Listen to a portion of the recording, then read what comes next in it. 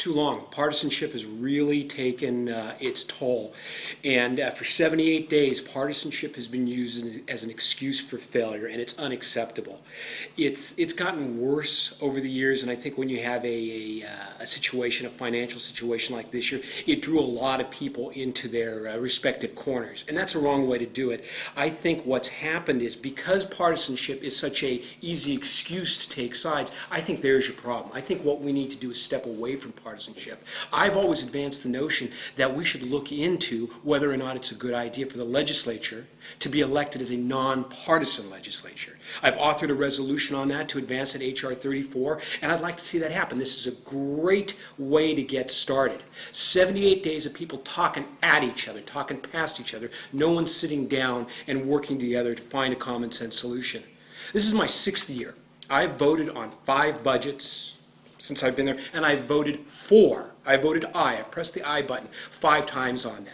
When it comes to getting a 2/3 in Sacramento, it means Republicans and Democrats have to work together. And I'm always proud of myself that I'm usually in that cadre of people working to put that together. So if you look at any major bill we've looked at over the last 5 years, 5.5 years since I've been there, I've usually been that vital center that's brought it together, whether it's budget, whether it was the governor's infrastructure package last few years, but it's gone on too long. 78 days of partisanship. It's doing us a disservice, it's doing the hardworking people of California a disservice, and it needs to stop.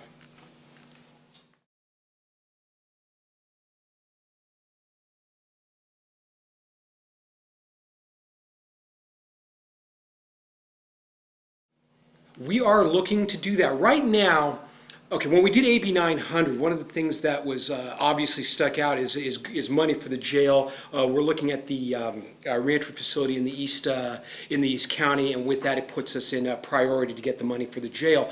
There is an issue right now whether or not the Attorney General can write a clean Attorney General's opinion for the money to be borrowed for us to get the money.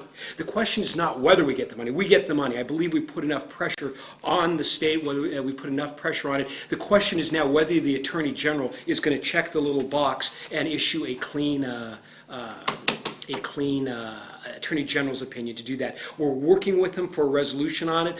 Apparently what our lawyers are telling us, it's just one word that needs to be changed. It's something to, I think in AB 900 the language said about X number of beds, and what they're looking for, the lawyers say if it says up to X number of beds, and the number escapes right now, it's so many thousand beds, and that would give you enough to do it. We're still trying to, dot the I's, cross the T's on that, but once that's happened, I'm very confident we're going to get the funding for it. I mean, San Joaquin County really stepped out on a limb in what we said we were going to do, and we're not letting a day go by up there without putting pressure on the Department of Corrections and Rehabilitations, knowing that we expect them to perform. We've put skin in the game. They need to put their skin in the game.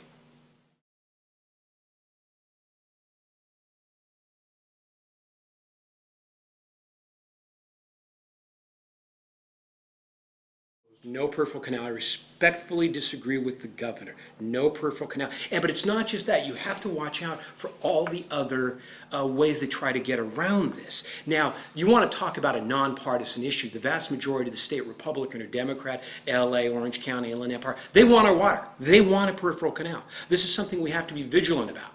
And what you look at are bills. There was a bill in special session a few weeks ago. It was a Parada bill, SB 1XX.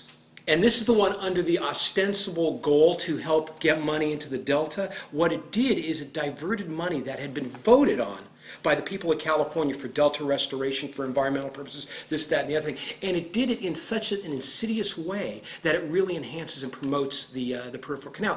For example, it took $160 million away from money that had been voted on for Delta and levee restoration, and it did it to advance the recommendations of the governor's Blue Ribbon Delta Vision Plan that we're expecting the decision to come out at the end of October.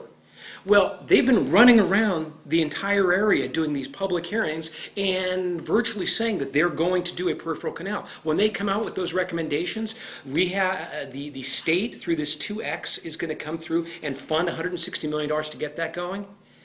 The Metropolitan Water, they want to do a peripheral canal. They don't even want money for it because they'll do it themselves. They have the end users, or they could securitize it themselves.